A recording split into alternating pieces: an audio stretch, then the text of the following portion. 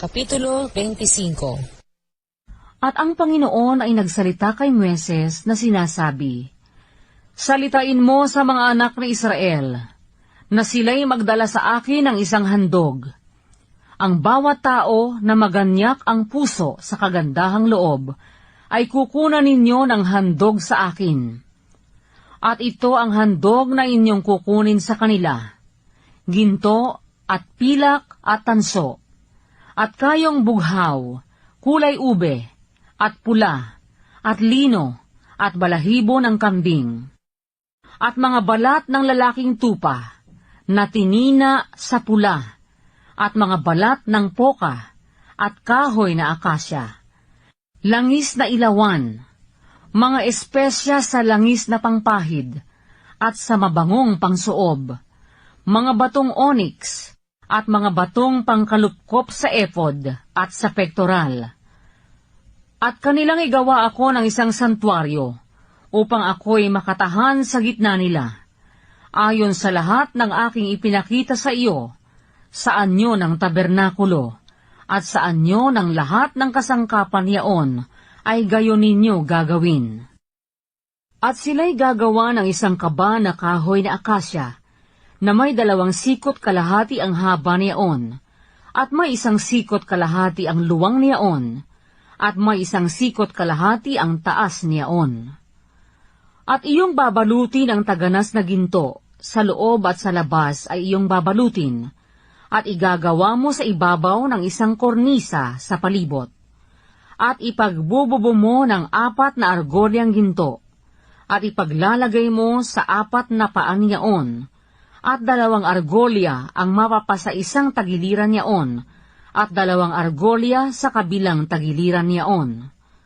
At gagawa ka ng mga pingga na kahoy na akasya, at iyong babalutin ng ginto, at iyong isusuot ang mga pingga sa loob ng mga argolya, sa mga tagiliran ng kaban, upang mabuhat ang kaban.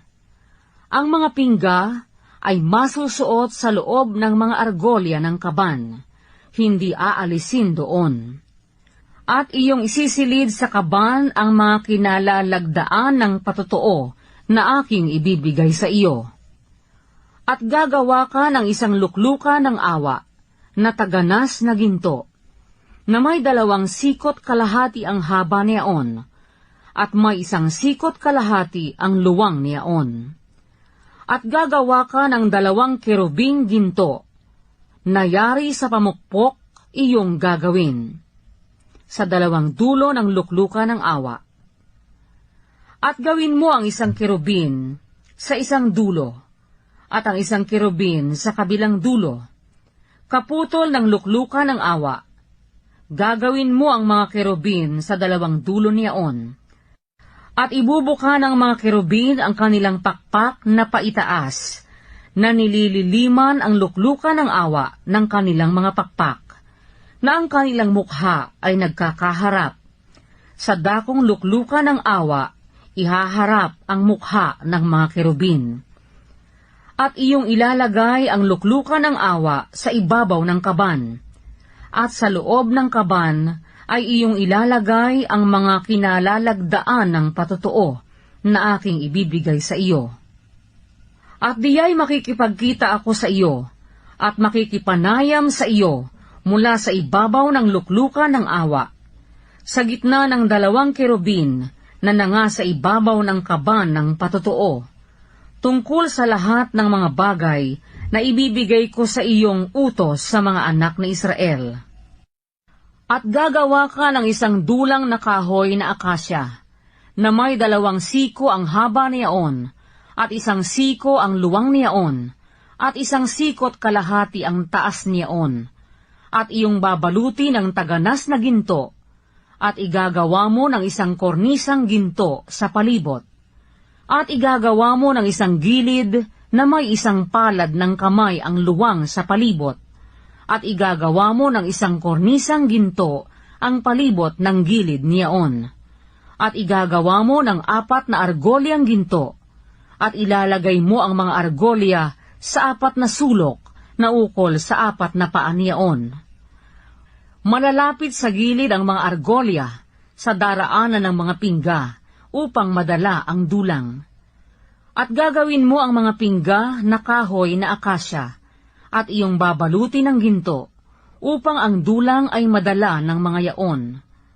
At gagawa ka ng mga pinggan ni yaon, at ng mga kutsara ni yaon, at ng mga kopa ni yaon, at ng mga tasa ni yaon na pagbubuhusan, na iyong gagawing taganas na ginto.